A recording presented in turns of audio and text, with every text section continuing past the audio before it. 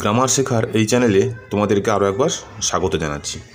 তো আজকের এই ভিডিওতে খুব সহজ সরল কয়েকটা ট্রান্সলেশন নিয়ে এসেছি। যারা একেবারে ট্রান্সলেশন পারো না তাদেরকে হাতে কলমে এই ভিডিওটা তাদের জন্য খুব হেল্পফুল হবে। ঠিক আছে, ট্রান্সলেশন করার উপকারিতা অনেক রয়েছে, কারণ আমরা যা যা শিখি সেগুলোকে যদি আমরা অনুবাদ করতে না পারি বাংলা থেকে ইংরেজিতে, তাহলে কিন্তু খুবই সমস্যার মধ্যে আমরা পড়ি। তো সেই কারণের জন্য ট্রান্সলেশনের জন্য একদম বেসিক লেভেল থেকে অ্যাডভান্স লেভেল পর্যন্ত একটা প্লেলিস্ট করে দেওয়া আছে। তো তোমরা যারা যারা দেখোনি তারা সেই প্লেলিস্ট থেকে গিয়ে কিন্তু এই ট্রান্সলেশনগুলো দেখবে এবং সেখান থেকে শিখে প্র্যাকটিস করবে। ঠিক আছে, আশা করি সেগুলো থেকে দেখলে তোমাদের যাবতীয় কিছু তোমরা ইংরেজিতে যে খুব সহজে লিখতে পারো না, এটার পরে কিন্তু তোমরা খুব সহজেই লিখতে পারবে। ঠিক আছে, এই ট্রান্সলেশন করার জন্য যে গ্রামার কাঠামোটা দরকার আছে তার জন্য কিন্তু টেন্স থেকে আরম্ভ করে সমস্ত কিছু প্লেলিস্ট করে দেওয়া আছে। তোমরা চ্যানেলের মধ্যে গিয়ে একটা একটা করে তোমাদের পছন্দের মতো জিনিসগুলো তোমরা দেখে দেখে শিখতে পারো। ঠিক আছে, তো চলো আজকে এই ট্রান্সলেশনগুলো নিয়ে আলোচনা করি। তো দেখো, প্রথমে বাংলা দেওয়া আছে এবং তারপরে খুব সহজ করে আমি ইংরেজিতে অনুবাদ করে দিয়েছি। দেখো, এবং ট্রান্সলেশনগুলো খুবই ছোটো ছোটো এবং খুব সহজ। ঠিক আছে, দেখো, প্রথম হচ্ছে কাঠ একটি প্রয়োজনীয় বস্তু। ঠিক আছে, তাহলে কাঠ, এটা একটা দেখতে পাচ্ছ খুব সহজে দেওয়া আছে এবং এটা হচ্ছে একটা সিম্পল সেন্টেন্স যেটার মধ্যে কোনো জটিলতা নেই। এটাকে আমরা কীভাবে ইংরেজিতে অনুবাদ করবো? দেখো, প্রথমে কাঠ, তাহলে কাঠ একটি প্রয়োজনীয় বস্তু, তাহলে কাঠ, কাঠ ইংরেজি হচ্ছে উড। ঠিক আছে, তাহলে উড লিখে দেওয়া হলো। তাহলে এখানে ইজ করা হয়েছে, এখানে ইজ মানে হয়, তাহলে আমাদের অনুবাদটা এরকমভাবে হবে যে কাঠ হয় একটি প্রয়োজনীয় বস্তু। ঠিক আছে, তাহলে উড ইজ এ, ঠিক আছে, wood is a useful thing. Useful মানে হচ্ছে প্রয়োজনীয়, থিং মানে জিনিস। ঠিক আছে, তাহলে বুঝতে পারলে যে wood is a useful thing. খুব সুন্দর করে তোমাদের ট্রান্সলেশনটা হয়ে গেল, কাঠ একটি প্রয়োজনীয় বস্তু। ঠিক আছে, নেক্সট দেখো, বাঘ একটি হিংস্র পশু। ঠিক আছে, তাহলে বাঘ, তাহলে বাঘ উল্লেখ করে দেওয়া হয়েছে নির্দিষ্ট করে, তাহলে the tiger is a ferocious animal. ঠিক আছে, ফেরোসাস মানে হচ্ছে হিংস্র বা ভয়ঙ্কর, হ্যাঁ, অ্যানিমেল মানে পশু, তাহলে বাঘ একটি হিংস্র পশু, তো tiger is a ferocious animal. ঠিক আছে, নেক্সট দেখো, বাতাস ছাড়া কেউ বাঁচতে পারে না। ঠিক আছে, তাহলে কেউ পারে না এরকম একটা অর্থে কিন্তু নো ওয়ান বা নো বডি করতে পারি। ঠিক আছে, যেহেতু এখানে নো করে দেওয়া হয়েছে আমরা কিন্তু আলাদা করে আর এখানে না লিখবো না। ঠিক আছে, তাহলে কেউই পারে না বা কেউই নয় এরকম একটা অর্থে কিন্তু আমরা নো বডি লাগাই কিংবা নো ওয়ান লাগাই। তুমি এখানে যে কোনো একটা লাগাতে পারো, হয় নো ওয়ান লাগাতে পারো কিংবা নো বডি লাগাতে পারো, যে কোনো একটা। তাহলে nobody can live without air. ঠিক আছে, উইদাউট মানে ছাড়া, এয়ার মানে বাতাস, লিভ মানে বাঁচা। ঠিক আছে, ক্যান মানে পারে, তাহলে কেউই পারে না, কেউই পারে না বাঁচতে বাতাস ছাড়া। ঠিক আছে, আশা করি বুঝতে পারলে। নেক্সট দেখো, তারা সাঁতার কাটতে জানে না, তাহলে তারা ইংরেজি হচ্ছে দে, জানে না ইংরেজি হচ্ছে ডু নট নো। নো মানে জানা। ঠিক আছে, নো মানে জানা, KNOW, নো মানে জানা। যখন এটাকে না করে দেবো তখন কিন্তু হবে ডু নট নো। ঠিক আছে, ডু নট বসে যাবে সামনে, তাহলে দে ডু নট নো, তাহলে তারা জানে না কি না হাউ টু সুইম মানে কেমনভাবে সাঁতার কাটতে হয় সেটা তারা জানে না। ঠিক আছে, তারপরে দেখো, গাধা একটি ভারবাহী পশু, তাহলে the ass is a beast of burden. Burden মানে হচ্ছে ভারবাহী, বিস্ট মানে পশু, তাহলে the ass is a beast of burden. Beast মানে পশু, বার্ডেন মানে বোঝা, তাহলে ভারবাহী পশু। ঠিক আছে, the ass is a beast of burden. ঠিক আছে, আশা করি বুঝতে পারলে।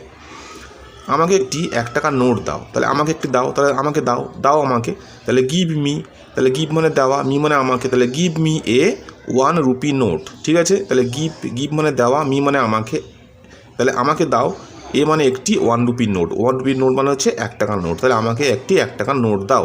ঠিক আছে, তারপরে দেখো, এই ফুলগুলো তাজা নয়। ঠিক আছে, তাহলে এই ফুলগুলো ইংরেজি লেখো দিজ ফ্লাওয়ার্স। ঠিক আছে, যেহেতু অনেকগুলোকে বোঝাচ্ছে তাহলে এখানে দিজ করা হয়েছে, তাহলে these flowers are not fresh. Fresh মানে তাজা, আর নট মানে হয় না বা নয়। হ্যাঁ, ঠিক আছে, আশা করি বুঝতে পেরেছো। তারপরে দেখো, তুমি কি তাকে চেনো? অবশ্যই ইন্টারোগেটিভ সেন্টেন্স এটা, তাহলে এখানে ডু দিয়ে করা হবে, তাহলে do you know him, know মানে জানা, তাহলে ডু ইউ নো হিম। ঠিক আছে, তাহলে আশা করি বুঝতে পারছো, তুমি কি তাকে চেনো, তুমি কি তাকে চেনো এরকম একটা অর্থে কিন্তু আমরা করব ডু ইউ নো হিম। তারপরে দেখো, সে কি ইংরেজি জানে, তাহলে does he know English. Does কেন করা হলো, কারণ এই যে সাবজেক্টটা রয়েছে এটা কিন্তু থার্ড পার্সন এবং সিঙ্গুলার নাম্বার, যার কারণে এখানে কিন্তু ডুর পরে ডু না বসে এখানে ডাজ হয়ে গেছে, কিন্তু এখানে ইউটা হচ্ছে সেকেন্ড পার্সন, যার কারণে কিন্তু এখানে ডু বসছে। ঠিক আছে, ফার্স্ট পার্সন এবং সেকেন্ড পার্সনের ক্ষেত্রে ডু বসে, আর থার্ড পার্সন যদি সাবজেক্ট হয়ে গিয়ে থাকে তাহলে সেক্ষেত্রে ডাচ বসবে। এগুলো সবই কিন্তু সিম্পল সেন্টেন্সের প্রেজেন্ট ইনডিফিনিট টেন্সের নিয়ম। ঠিক আছে। এবার দেখো, তোমার কি একজন বন্ধু আছে? তাহলে আছে ইংরেজি হচ্ছে এখানে হ্যাভ, তাহলে হ্যাভ ইউ এ ফ্রেন্ড, তাহলে হ্যাভ ইউ এ ফ্রেন্ড, তোমার কি একজন বন্ধু আছে? ঠিক আছে। আচ্ছা, তারপরে দেখো, আমি তার সঙ্গে কথা বলছি, তাহলে I am talking with him, ঠিক আছে, বলছি, তাহলে আমি তার সঙ্গে কথা বলছি মানে কি, কাজটা কন্টিনিউ করছি, তাহলে এরকম কন্টিনিউ করার ক্ষেত্রে আমাদের কী হয়, প্রেজেন্ট কন্টিনিউয়াস টেন্স হয়, ঠিক আছে। প্রেজেন্ট কন্টিনিউয়াস টেন্সের গঠনটা তোমরা টেন্সের প্লেলিস্ট থেকে তোমরা দেখে নিও, সেখানে বিস্তারিতভাবে আলোচনা করা হয়েছে কোন টেন্সের গঠন কী ইত্যাদি, ঠিক আছে, উদাহরণসহ আলোচনা করা হয়েছে।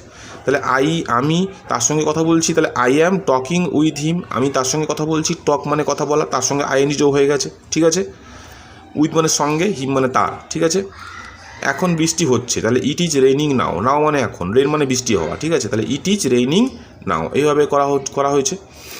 তারপর দেখো, হাঁসগুলো পুকুরে সাঁতার কাটছে, নিশ্চয়ই বুঝতে পারছো, কাটছে মানে বর্তমানে কাজটা করছে, তাহলে বর্তমানে যে কাজটা হয় সেটা হয় প্রেজেন্ট কন্টিনিউয়াস টেন্স, তাহলে প্রেজেন্ট কন্টিনিউয়াস টেন্স নিয়ম অনুযায়ী প্রথমে সাবজেক্ট বসে গেছে, তাহলে the ducks are swimming in the pond, ঠিক আছে, সুইমিং মানে সাঁতার কাটা, এটা ভার্ব, তার সঙ্গে আইএনজি যোগ হয়ে গেছে।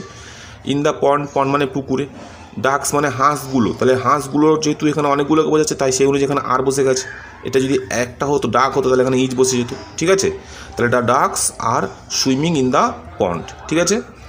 নেক্সট দেখো, পাখিরা কিচিরমিচির করছে, তাহলে দ্য বার্ডস আর চিরপিং, চিরপ মানে হচ্ছে পাখির ডাককে চিরপ বলা হয়, ঠিক আছে, CHIRP চিরপ, যেহেতু এটা ভার তার সঙ্গে আইনযোগ হয়ে গেছে, তাহলে দ্য বার্ডস আর চিরপিং, ঠিক আছে।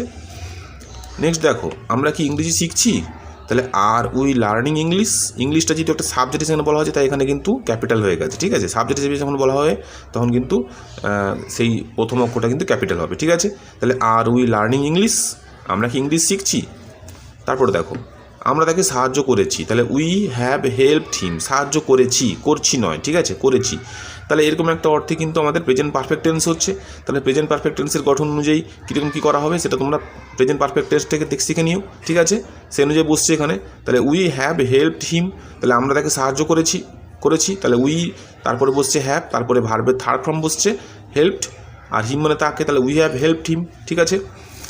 তারপর দেখো, রানী এখনও বইটি কিনেনি, তাহলে রানী হ্যাজ নট ইয়েট, এই যে ইয়েট কথার অর্থ হচ্ছে এখনও অর্থে হচ্ছে এখন তো ইয়েট, ঠিক আছে, তাহলে Rani has not yet bought the book, ঠিক আছে, এখনও বইটি, বট মানে হচ্ছে কেনা, বাই মানে কেনা, বাই থেকে এসছে বট, কেন বট এসছে, কারণ এটা হচ্ছে এখানে হচ্ছে V3 লাগবে, অর্থাৎ ভার্বের থার্ড ফর্ম লাগবে, ঠিক আছে, কারণ এটা হচ্ছে প্রেজেন্ট পারফেক্ট টেন্স, ঠিক আছে।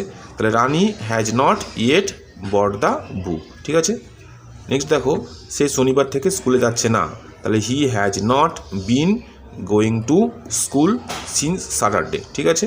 তাহলে যেহেতু এখানে প্রেজেন্ট পারফেক্ট কন্টিনিউয়াস টেন্স রয়েছে, সুতরাং এখানে কিন্তু প্রেজেন্ট পারফেক্ট টেন্সের গঠন অনুযায়ী এখানে বসে গেছে, তাহলে he has not been going to school since Saturday, since কেন করা হলো, কারণ অতীতকালে যদি নির্দিষ্ট করে কোনো কিছু বোঝায়, সময় হোক বা তারিখ হোক, তাহলে সেক্ষেত্রে কিন্তু আমরা তার আগে সিন্স বসাই, ঠিক আছে, নির্দিষ্ট করে যদি উল্লেখ করা হয় তাহলে সিন্স বসাবে, যদি অনির্দিষ্ট করে উল্লেখ করা হয় তাহলে তার আগে ফর বসে, ঠিক আছে। এই সমস্ত নিয়ম কিন্তু গ্রামার ক্লাসে আগে আলোচনা করে দিয়েছি, তোমরা কিন্তু সেখান থেকে দেখে নিও, ঠিক আছে। তো এই কটাই ছিল আজকের খুব সহজ ট্রান্সলেশন। তো তোমরা যারা দেখলে কেমন লাগলো ভিডিওটা তোমরা অবশ্যই কমেন্টে জানিও, কতটা বুঝতে পারলে সেটাও কিন্তু অবশ্যই জানিও কমেন্টে, এবং এই ট্রান্সলেশনগুলো তোমাদের কতটা উপকারে লাগছে তাও কিন্তু তোমরা জানিও, ঠিক আছে। আর যে আজকে আমার চ্যানেলটা ফার্স্ট তোমরা ভিজিট করলে তাদেরকে অনুরোধ করছি, তুমি অবশ্যই চ্যানেলটাকে সাবস্ক্রাইব করে নিও, যাতে এরকম করে খুব সহজ ভিডিও গ্রামার শিখে তোমরা উন্নতি করতে পারো এবং তোমাদের খুব কাজে লাগে, ঠিক আছে। তো এতক্ষণ ধরে ভিডিওটা দেখার জন্য তোমাদের সবাইকে অনেক ধন্যবাদ। নেক্সট একটা ক্লাসে তোমাদের সঙ্গে আবার খুব শীঘ্রই দেখা হচ্ছে। টাটা।